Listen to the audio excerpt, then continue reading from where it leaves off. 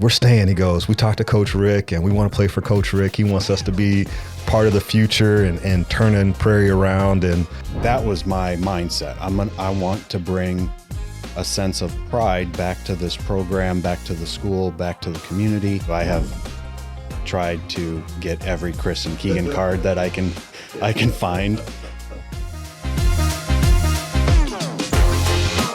The Leave Your Legacy Show is brought to you by Brave Hearts TV. Brave Hearts TV is dedicated to bringing stories of resilience, courage, and hope to their viewers. Their mission, to inspire, uplift, and empower their audience by highlighting real-life heroes and their journeys. In partnership with Brave Hearts for Kids, you, the viewers, become catalysts for saving the lives of children facing pediatric cancer. You can start by simply downloading their network app on Roku or Amazon Fire TV. Please visit braveheartstv.org. Iowa Sports Supply. Iowa Sports Supply in Cedar Falls, Iowa has all of your school sporting goods and corporate business apparel needs.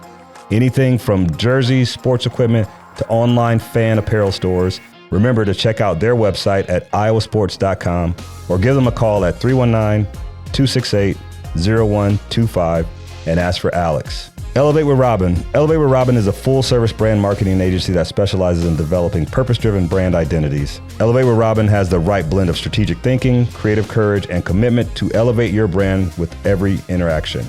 Their mission? To empower brands to rise above their competition by creating powerful brand identities that resonate with their target audience. Visit elevatewithrobin.com. Hello and welcome to the Leave Your Legacy Show. I'm your host, Kenyon Murray, and today we have a long overdue guest.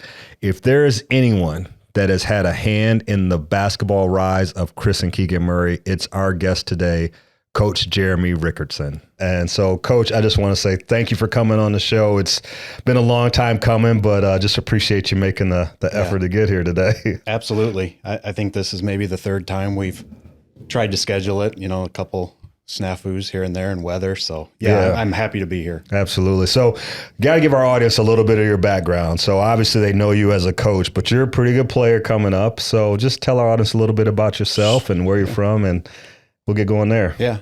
Well, I'm born and raised small town Iowa, Goose Lake. It's over by Clinton, Davenport area, Eastern Iowa. I grew up and I developed a passion for sports, a love for sports early on. And as I progressed into high school, basketball kind of took hold as the favorite. And, as you mentioned, school and basketball took me to college. And, since that time, with the exception of, 1 year in Iowa City and 2 years in Dubuque, we've been in the Cedar Rapids area, since high school. So, and then my coaching background, I got into coaching right out of college, started at Cedar Rapids Jefferson on the girls' side, worked with a Hall of Fame coach, Larry Niemeyer, there for a number of years. And then I got the opportunity to be a head coach at El Burnett on the girls' side and did that for 4 years. My wife and I and my family lived in the Prairie District at the time, and our kids were young, and I kind of started thinking about a change, and the opportunity came up to teach at Prairie. And at that time they were hiring a new basketball coach, and James Moses was hired. And I was hired as the head sophomore coach at that time. So, that's kind of how I got in at Prairie, and, switched over to the boys side. And, we absolutely love the Prairie District. So I was happy to make that switch. And, that's the quick background. My wife and I will be married 30 years next year, and nice. 3 kids. Our oldest, Kaylee, is in grad school at Wayne State in Detroit. Colin will be a senior at Iowa, and works with the men's basketball program as a manager, and absolutely loves it. And our youngest, Jace, just finished his first year at Kirkwood. He's going into construction management, and likes to work with his hands. So, that's the quick version. That's the quick version. No, it's good. You talk about, like, obviously, a lot of us when we play, we're sometimes drawn to that coaching. Was there a coach that you had, or was there something that when you got the coach, like, what, I might want to do this after, I'm done playing? Yeah. There was. It's interesting now, things coming full circle. The first job that I remember and I don't remember if it was my parents or somebody asked me, what do you want to be when I was a kid? And I wanted to be a park ranger. I loved the outdoors. I wanted to be outside. And, I mentioned full circle. Now that I'm not coaching, I've kind of circled back to that. And I just spend a lot of time outdoors, fishing, camping. Yeah. So that's interesting. But to answer your direct question, I did. My high school basketball coach was a big influence on me. He, again, small school. Yeah. He also was the football coach. So, Coach Enright and I spent a lot of time together. Once he was a football player coming up, but I think basketball was his favorite. And once he knew that, that was kind of my route, he made every opportunity for me to get into the gym for not just me, but our team. Yeah. And a couple of things that struck me was he was always there, like just willing. He had a family, lived a ways away, but he took the time to be available and make opportunities for us to get better. And it was, during the football season, it was in the mornings before school, during the basketball season, obviously we got things going, but, his influence kind of took me down that road where I thought, what, I want to work with young people and I want to help them, strive towards their passions and whatever that is. So, Kevin Enright, my high school basketball coach, took me down that road. That's awesome. And what you said about him, as far as like being available and opening up a gym, like that was you too. That's the one thing, like being on your staff and knowing you for so long, that was the one thing that, if you always said, if you need to get in the gym, I'm gonna be there for you. Yep. If you're available, obviously you had a family too, but that's one of those things that obviously was passed down, that you saw early on. Yep. Absolutely. So you started with girls and I've been on both sides of it too. So I would say going back then, like what was the biggest difference you saw when you switched from girls to boys? That's a great question. Gosh, put me on the spot. I think with girls, like there was, not instant gratification, but instant like satisfaction in the fact that a lot of times when they do things really well, it's because you coached them, okay, this is how we're going to attack this. This is how we're going to play this, and there were at the time, there were some really great players like Ann O'Neill and, unless you're one of those top tier nowadays, now it's Caitlin Clark, that just have great skill, great work ethic. You were getting them from A to B because they were being coachable and they were, taking what you were giving them and trying to be successful with it.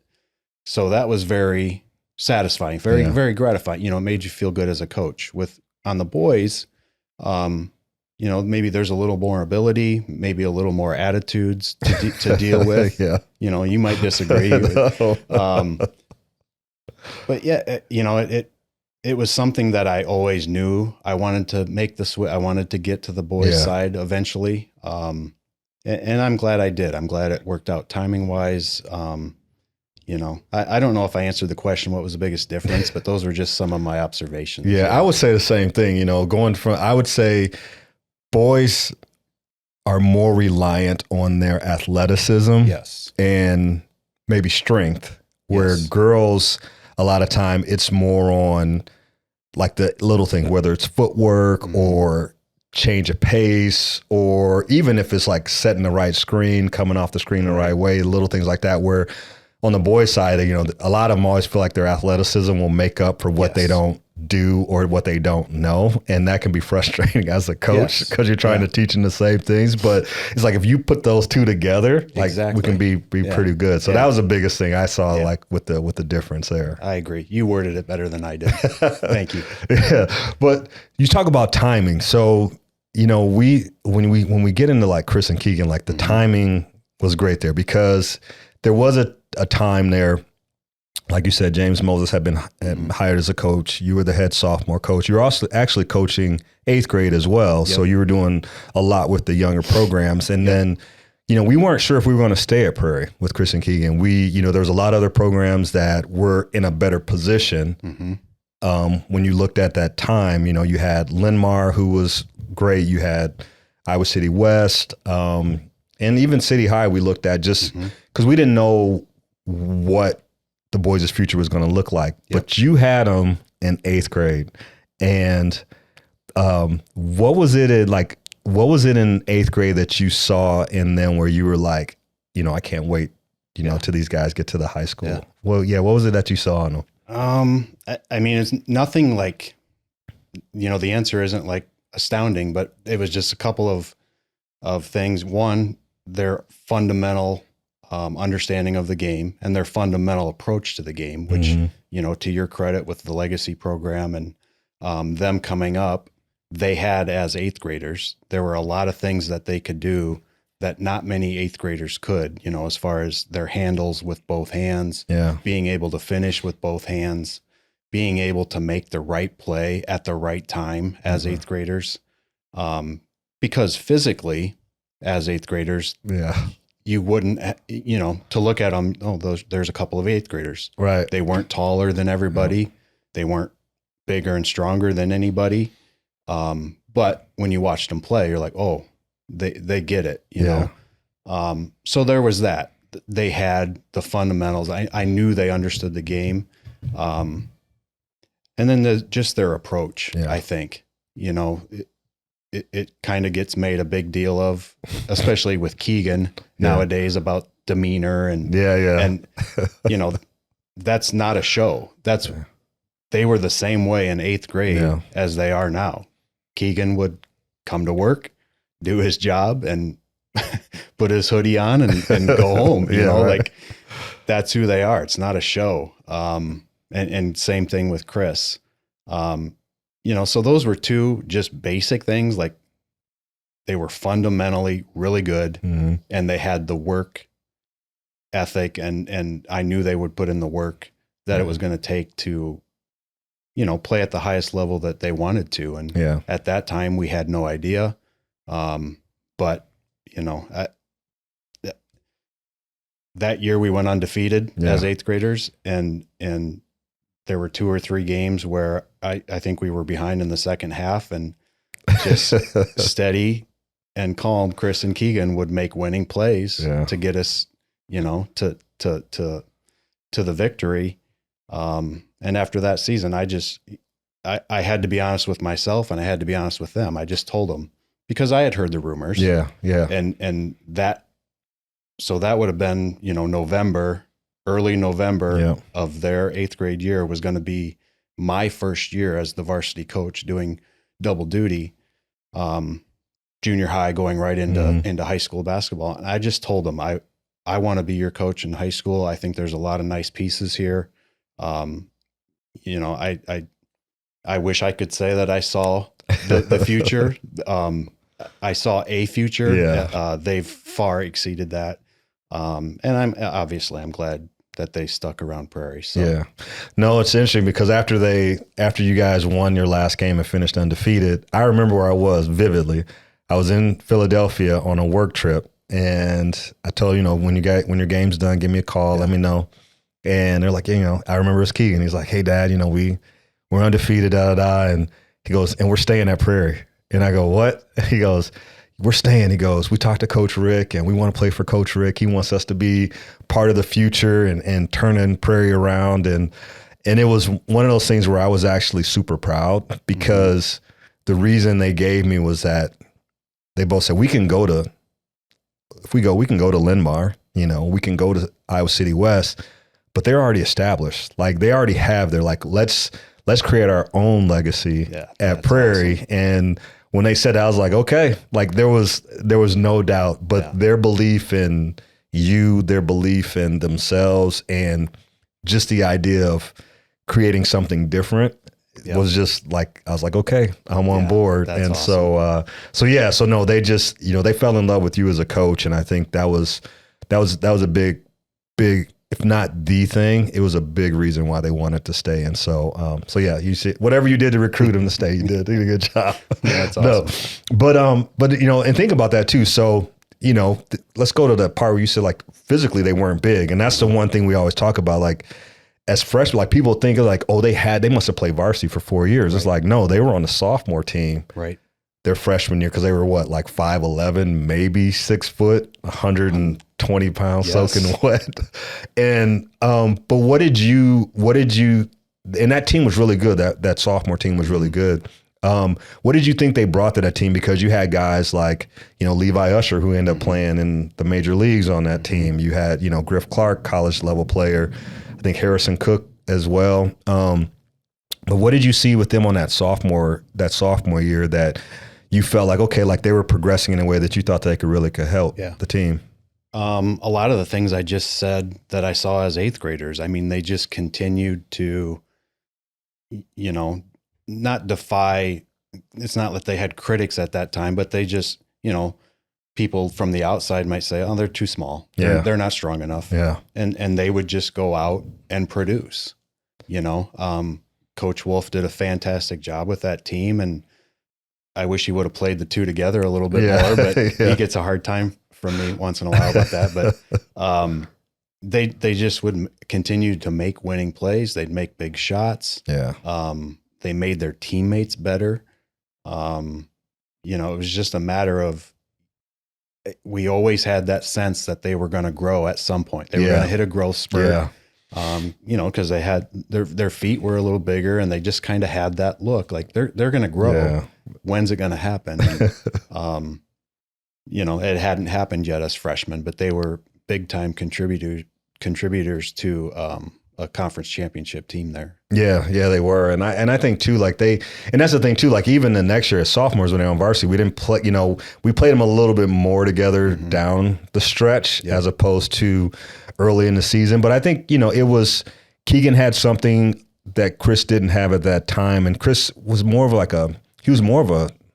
combo, like a 1-2. Where Keegan was strictly like catch and shoot. Yeah. And I think, so Kris had to play a little bit behind Griff and Max Drehos, and Keegan kind of had his spot. But I think towards the end of that year, we started playing Kris a little bit more. And I remember a couple games. The one game Keegan had against Iowa City West when we beat Iowa City West. Like that was a phenomenal game for him as a sophomore, and we'll talk a little bit more about it. But then the game for Kris I thought was a coming out party was when we won at Dubuque senior. And I think we started him that game. I think he had 14 or 16 points, shot the three really well. We ended up winning on the last second shot, but like, did you feel like those were like two of their coming out games? Because Keegan was phenomenal, and I think Iowa City West was not only number one in the state, but they were ranked in the country. Right. And USA Today. Yeah, and he lit them up. So it was just talk a little bit about those two games with the boys. I remember those two games as well. I don't remember as much about the Dubuque senior game with Kris, probably because of the ending. Max made an incredible shot at the buzzer to beat him. But I do remember after the fact having that conversation, like we wouldn't have even been in that position or had that opportunity had Kris not had the game that he did. So absolutely. And the Iowa City West game, that was fun because of their tradition. Yeah. I don't remember the numbers at the time, but Prairie hadn't beaten them in a number of years. Yeah. And they played us man-to-man in the first half, and we ran them out of the gym. We outplayed them almost in every facet, and they came out in the second half in a 1-3-1, and Keegan knocks down a couple threes, and it was just, it was fun. Yeah. It was a lot of fun, and the post-game, it was cool just to see our students celebrate the kids, and Kris and Keegan being a part of that. It was neat. Yeah. Well, here's a funny story after that game. So, we go down there to play them again, and they ran us out of the gym. Yep. So apparently, and I heard this from Connor McCaffrey. Okay. So Connor McCaffrey told me that basically after going into that second game, Coach Bergman told him that I was running my mouth and saying that they weren't this good and they weren't that good and that we were going to run them out of the gym again. And Connor was like, I was like, dude, that is so much BS. And he just starts laughing. He goes, because we were so hyped for that game. And I was like, yeah, they came out and I think it was, they were by 20 in the first quarter or something like that. But I just, but Bergman, it's just funny for people that know him. Right. Know that's like right up his alley. And there's no, and he and I are friends, but it's one of those things like that's what he had to do. Used as to motivation. Get him going. So yeah, no, that's just funny. But that was probably one of the greatest games that I mean, I don't know. I can't, after all the years, like that's still one of the best wins that we've had there. Yeah. So let's talk about this a little bit. So Prairie hadn't won a conference championship. And one of the things you talked about with the boys was like turning the program around. So what did it feel like senior year to go through the gauntlet that we did? Because the conference was really good that year with Division I players on almost every team in the conference. And we end up winning a conference championship that year, their senior year. Like what did that mean to you, knowing where the program started when you took over and then to win a conference championship, especially with Kris and Keegan kind of being a huge part of that turnaround? I go back to when I interviewed for the job. If we start there, I put together a little packet with, my plan. Yeah. And on the cover of that packet was one word. It just said pride. And that was kind of my theme or my pitch to them is, if you go back to the 70s, 80s, 90s and look at the records and the record books, Prairie was good. Whether they were 2A, 3A, eventually they became 4A. They were winning double-digit games every year, and they were in the hunt for conference titles. And then for a number of reasons in the early 2000s, Prairie fell off and went through a couple of coaches. So that was my mindset. I want to bring a sense of pride back to this program, back to the school, back to the community, and most importantly to the kids, like something that they can be proud of. Again, to Kris and Keegan and a number of kids' credit, they bought into that. And to answer your direct question, if I'm remembering correctly, we beat Iowa City West again on a makeup day, Saturday afternoon game. We had to win to secure the conference title, and Keegan, I mean, they both had really solid games, I think close to double doubles, but Keegan was really good defensively on Patrick McCaffrey, who he went on to play with. And that stopping him was key to us being able to win. And Keegan did a great job there, and Kris's offense in that game. But yeah, I mean, that I want to say it was 20. I don't remember the year. It was 15 to 20 years since Prairie. I think it was 90. Was it 98 when they won the last one? They won the state title? Maybe. I think so. I think it was something like that. But yeah, that was a lot of fun. That was a lot of fun to win it. And so you talk about pride. So what was it like for you?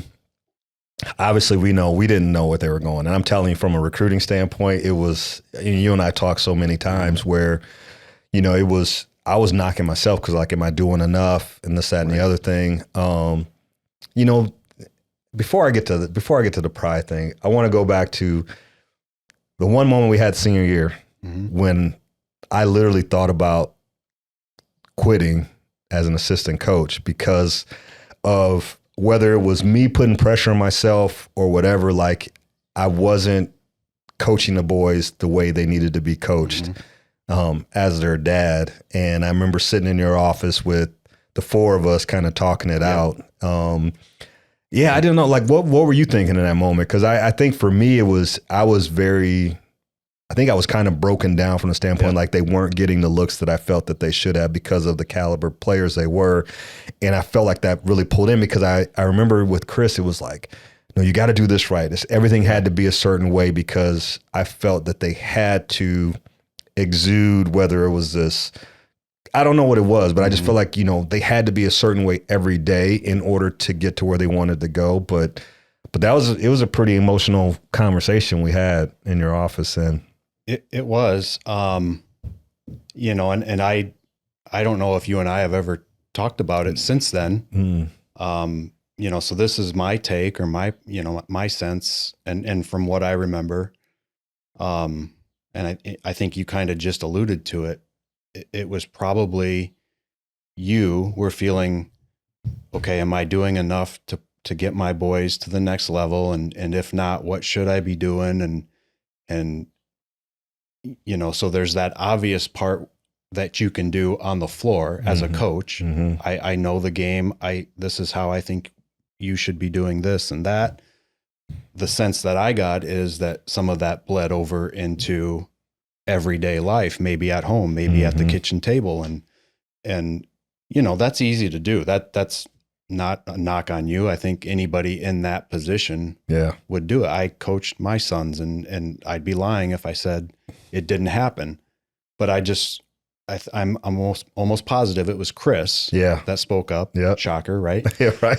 But I think Kris spoke up and just said to you, Dad, sometimes I just need you to be dad and not coach. Yeah. And that was powerful. Yeah. That was really powerful. And I can't speak for you, but I think maybe things changed just a little bit there. And yeah, absolutely. We've talked about it, because Kris wasn't one, and we went home and we had a family meeting, and we just basically was like, okay, when we leave the gym, it's dad, and that's it. And we had to cut it off there. And I think that allowed me to kind of take that next step was when they had to go to DME prep school, and they, along with their mom, went to Florida for 6.5 months or whatever, almost 7 months. Yep. I had to let go, and I had to trust them, and I had to trust where they were. But the one thing that, that found out was that there was a great foundation set. Mm-hmm. I know it was a lot of what I put in there, but it was also a lot of what you did for them too, because I think that those high school years, they matured a lot more, and that prepared them for that step. Yeah. But yeah, it was tough. And I talk about it a lot. Just, there was a lot of tears shed with Michelle and I, like, am I doing this? And so that goes into like the pride thing. So when they go to DME and they do what they do, which was, people don't realize how fast the DME Iowa recruitment and commitment happened. Like, it was within like 2 months that everything happened. But so what was it like for you? One, they commit to play at the University of Iowa, and then, granted, we had to wait a little bit for them to get, the spotlight. Yeah. But what was it like for you watching them? Obviously Kris was there 3 years, Keegan was there 2 years. What was it like for you as a coach, seeing them where you're a huge Iowa Hawkeye fan, you got your brother works for the university. Like, what was it like for you as their coach, watching them play for a school that, you grew up watching and cheering for? Just prideful. I mean, I can't imagine as a dad or as a parent, the pride that you feel, and just proud, I would even go back to your point, they left high school and they were really good players, but they looked like boys, 6'6", 6'7", but they looked like boys. They went to DME and to your point, I went down there to watch one of their first showcases, so this would have been 3 or 4 months into so they had been working out for a couple and maybe practicing for a couple. And I was shocked at, they were starting to look like men. I mean, they were starting, you could tell they had been in the weight room, obviously continued to work on their game. And during one of the games, I think there's probably 4 courts going on. Yeah. During one of the games, I sat down next to Coach Sparaw, and we had a nice chat. And obviously I'm going to be a little biased, but I like to think I know basketball a little bit. Yeah. It was apparent to me, sitting in that arena with all these,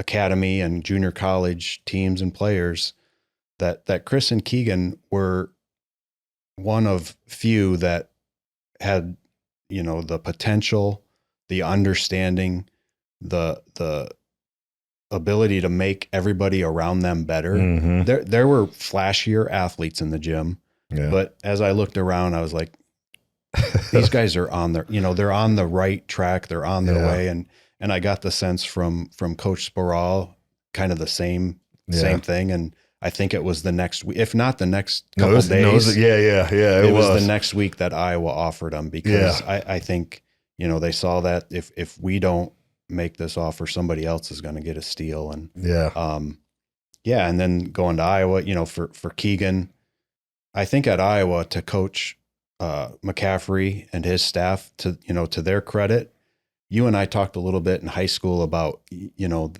as I said, they were really good players, but what they were just missing, and we talked about flipping that switch or and it hit me after the fact that I think a big piece of it was just confidence. Yeah. I think Fran and that staff kind of instilled and demanded that they play with, that confidence. Yeah. And for Keegan, it was his sophomore year where, not only can I be a dude, but I can be the dude. Yeah. And for Kris, it was his junior year, same thing. Yeah. Not only can I be a dude, I can be the dude. And,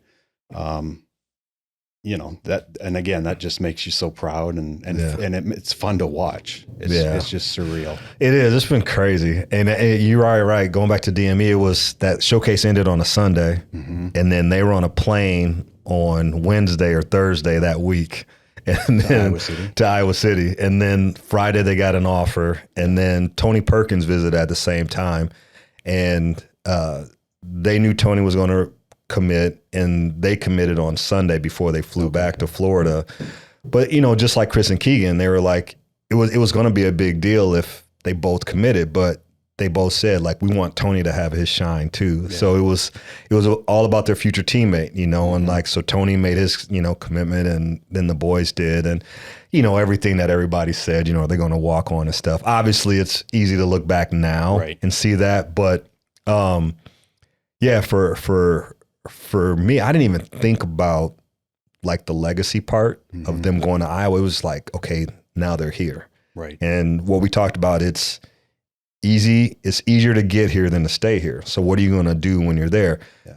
Craziest story, and I don't know if they ever told you this, they go back to DME, and a couple of their teammates were like, why are you guys got we committed, And he's like, well, why are you here? It's like, what do you mean? It's like, well, some of the guys are like, well, if I had committed to Iowa or wherever, I wouldn't have come back to DME. And they're like, well, we got to get better. And for 6.5, almost 7 months, they never missed a workout. Yeah. Never missed a workout. Morning, noon, at night, they were always there. And it's interesting now, DME talks about the Murray method, and they really attribute a lot of the boys' success to their mom being there with them, which we said too, she fed them right. Right. They didn't get into trouble. They weren't hanging out, any of that kind of stuff. Yep. And not like they would anyway, because Kris and Keegan. But it was that DME was the launching pad for them for sure. And so, the Iowa thing, it's just a matter of getting the opportunity. And that's why Kris came back. He said, I'm a first round pick as well. And Mark Bartlestein, their agent, said he goes, for me, when kids say they're going to bet on themselves, most of them will jump to the NBA or try to make that jump. He goes, to go back knowing that you're going to be on the top of everybody's scouting report, one that told everybody how much confidence he had, and then he go out and do it. It's just like you said, you've seen it since they were 8th graders. Yep. So it's awesome there. All right, so now you've coached some pretty good athletes. So you think about, Division I athletes where you're talking Kris and Keegan, Levi Usher, Harrison Cook. We had some pretty good guys that were teammates of Kris and Keegan in that time, but obviously they make it to the NBA, and we know how hard that is. So I know you didn't make it to New York for Keegan's draft, but you were there for Kris and celebrating him. But for you as a coach too, you talked about what it was like at Iowa watching them play. What has it been for you these last couple of years watching them play? Because I'll tell you, for me, it's still I still have to pinch myself. But absolutely. What is it like for you to have two guys that you coached them when nobody else thought they would be anything, and now you see them in the league? Again, just extreme pride, surreal. As you said, when Keegan was drafted, you helped put together a little draft watch party at Prairie, and it was just so cool to be sitting in the commons at Prairie and the number of people that came to watch, that even some people that I don't know that I ever saw at a basketball game, but right. he was one of their own, and just sitting there, and when his name was announced and the cheer that went up, and just the amount of pride that was in that room that night.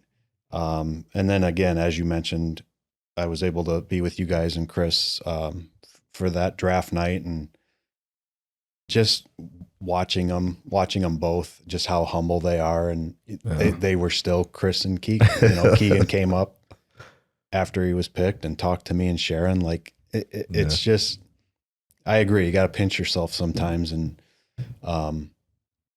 it's hard to explain, but I'm glad I'm experiencing it. Yeah, I appreciate it. No, I mean they give so much credit to you, and deservedly so. I mean it's, I think those years they needed someone that believed in them probably as much as I did, and I know you did. Mm-hmm. I think to put them in the best situation, whether they were underclassmen with upperclassmen or they were the upperclassmen, I felt like you did a really good job as far as their talents and playing them together when so many coaches didn't think that they could play together. So I think it's been funny too, running into some of the. I was just going to say something I've thought about after the fact. Like we've talked about trying to do everything we could for them. Why aren't they being recruited? What what are we missing? And I think about, our thought process at one point was, well, at the college level, they're going to be a 2 or a 3, maybe a 4. Yeah. And so we tried to spotlight them in those positions a lot. And they both, Keegan especially, showed at Iowa that, well, I can play 2 through 5, and I can really excel at the 5. And, maybe we should have just threw one of them in the post half the game, and flip flop. I don't know. You look back, and hindsight is 2020, but at the time we thought we were doing what we should to get them to where they wanted to go. Yeah. But anyway, you made me think of that with that. Well, you talk about the post, like that's one of the things that Keegan's been working on this offseason, like is the fact that, he was the 4th overall pick because of how he played in the post at the 4 and the 5. And he talked about, he's like, Dad, the things that I've been doing my first 2 years in the league, I didn't do in college. He did them in high school a little bit, coming off of stagger screens and things like that. But it's amazing, kind of full circle. And we always worked on post moves, but we just never used them. And now it's one of those things like, okay, let's see if we can add that to his repertoire in the NBA, which is crazy to think. But what if, so you're sitting in front, you're at a camp and you got 100 kids sitting there, and they were like, Coach, I want to play in the NBA. And we know the odds of them playing. I mean, for us, it's like 0.01% of college players have the opportunity to play in the NBA. And then for us as a family to have 2, which is crazy. But what would you tell those kids that say, I want to play in the NBA, understanding that it probably is a very, very far off, goal to reach, but you want to inspire them? What would be something that you would say to kids that would bring that up to you?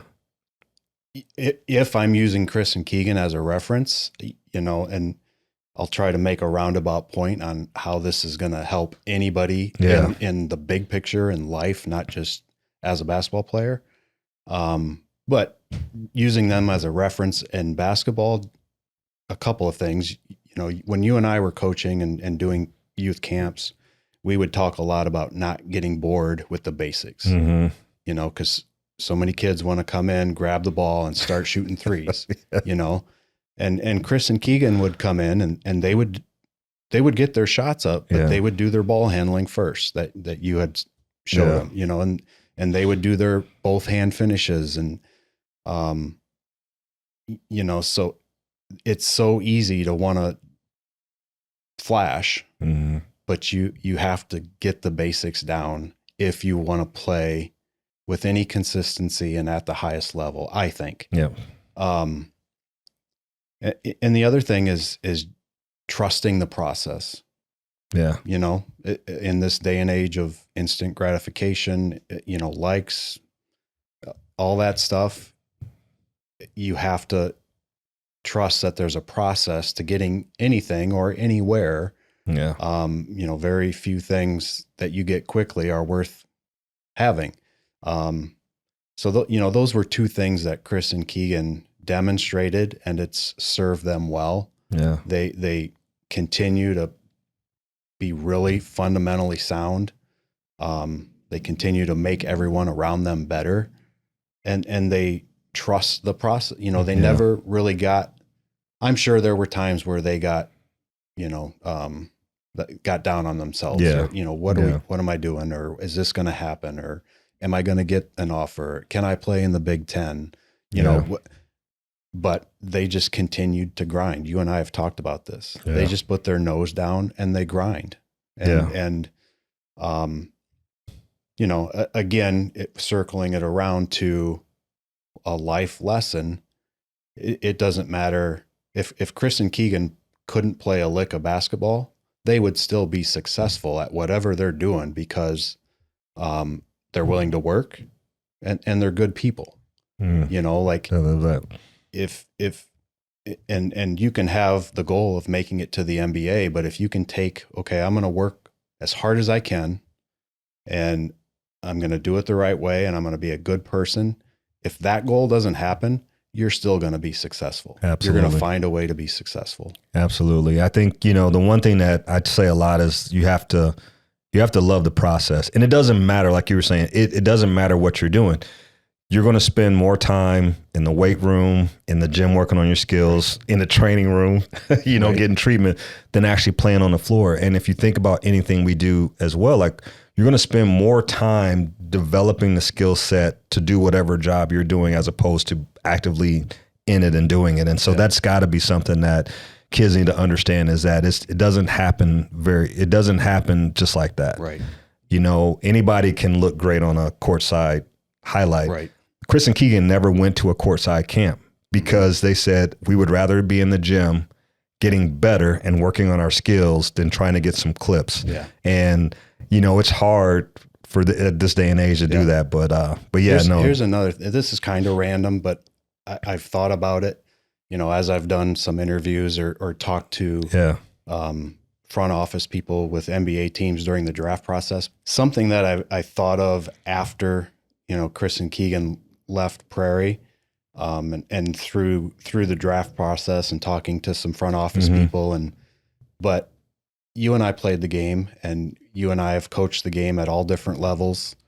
What do most kids, when they realize that they can dunk, or they first start, okay, I'm strong enough now, or I'm tall enough, what do most kids do at the end of practice, or maybe even at the beginning when they come into the gym, when they first be able to dunk? Yeah, they're trying to dunk like every single time, all the time, and every which way. Yeah, I'm not exaggerating. Kris and Keegan didn't dunk until somewhere around their sophomore, junior. I think their first dunks maybe junior year. No, senior year, like in-game dunks. Well, in-game, but the ability to dunk, probably junior year, right? Yeah. I'm not exaggerating. I don't know if I ever saw either one of them pre-practice, post-practice, other than in a drill where it needed to be done, I don't think I ever saw them work on dunking. Right. You know, and it just kind of struck me like, and it must have been one day because I was watching all of these kids trying to dunk, you know, this way, that way. Yeah. And I was like, you know what?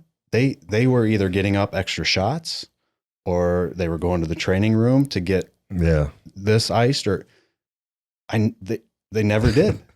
Which again speaks to their focus on what's really important. Yeah. And now obviously they could both dunk every and any way they wanted to, but they still just go up and drop it in the hoop because it's 2 points. And I mean, that's funny because I was talking to their trainer, Kyle from Priority, about that too. And he's like people don't realize like Kris dunks on the way up.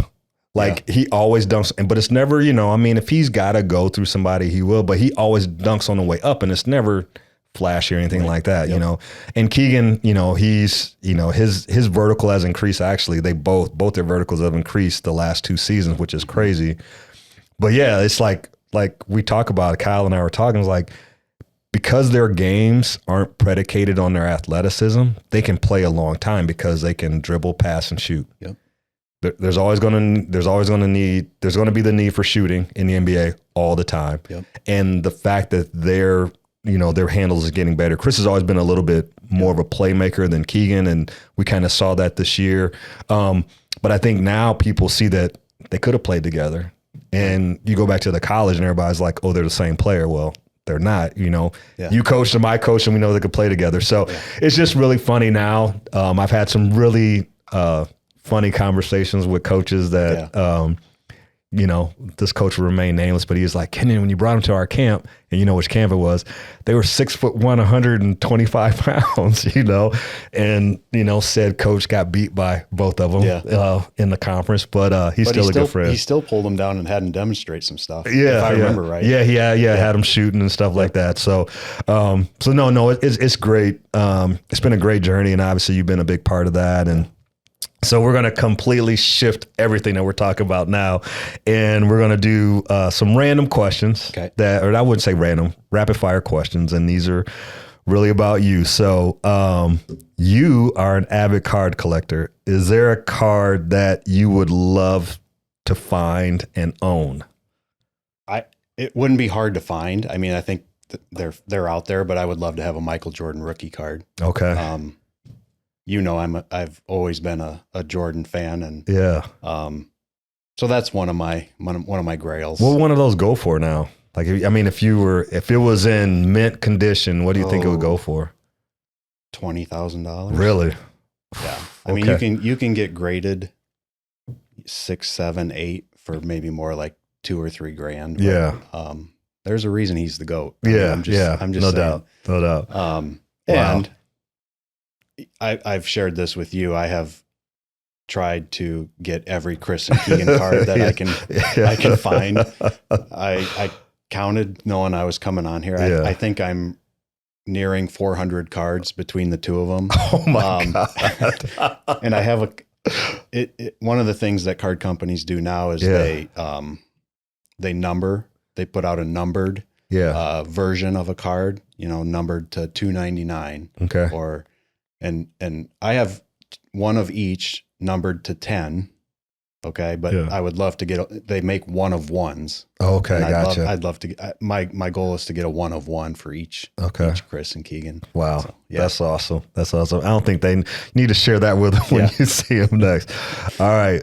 You can take your wife. So you said you 30 years married this year. Next year. Yep. Okay. Which I hope we make it. I think you'll make it. You can take your wife anywhere in the world for a week. Where would you take her? I got to say Hawaii, because she talks about that a lot. Neither of us have been. Okay. I mean, Europe would be, I think Europe we would both be really good with, but I think you almost need more than a week to do Europe. Yeah, for sure. I'll go with Hawaii. Okay. Yeah, you can enjoy Hawaii for a week for sure. All right. And last one. All right. You can have dinner with 3 people living or have passed on. Who would they be and why? I'm going to share an insider secret here. This was one that fortunately you shared with me ahead of time. So, if you would have sprung this on me, I would have said 3 random celebrities or something. And one I know I would have said regardless, and that's Jordan. Again, I would love to meet my lifelong idol. Yeah. So 1 living, 2 passed. The other 2 would be my 2 grandpas. Yeah. You know, it's one of those things where you don't know what you have until it's gone. And my dad's dad passed away when I was a freshman in college. You know, and at that time I was all about basketball and girls. And having said that, he passed on a lot of lessons that I still hold to this day. Yeah. But, and then my mom's dad, World War II vet, passed away in 2011, but he wasn't really a talker. Oh, gotcha. You know? Yeah. So again, I wish I would have with my dad's dad, I wish I would have been at an age where I was willing to ask and listen and, just get some insight of what it was like growing up on a farm and raising 6 kids and, trying to make life work. And with my mom's dad, just again, trying to get him to open up and maybe hear a little bit about, being a soldier and same thing. He was a farmer too. So young people, enjoy your grandparents while you got them. Ask them questions while you still can. So. Yeah, appreciate that. Well, Coach, man, thanks for coming on today. Absolutely. It's been so much fun going down memory lane. And like I said, hopefully you know how much our family appreciates you and what you've done likewise for the boys. And so thanks for coming on. You bet. All right, awesome. This podcast is sponsored by Storyline Multimedia. Storyline is an Iowa City-based media company that specializes in creating high-quality video, photo, and audio production for local businesses. They also work with college athletes and connect local business with NIL opportunities. They also produce a number of hit podcasts, including this one. So if you're interested in sharing the story of your business with the world, contact them today by visiting StorylineMultimedia.com. And remember, your story matters.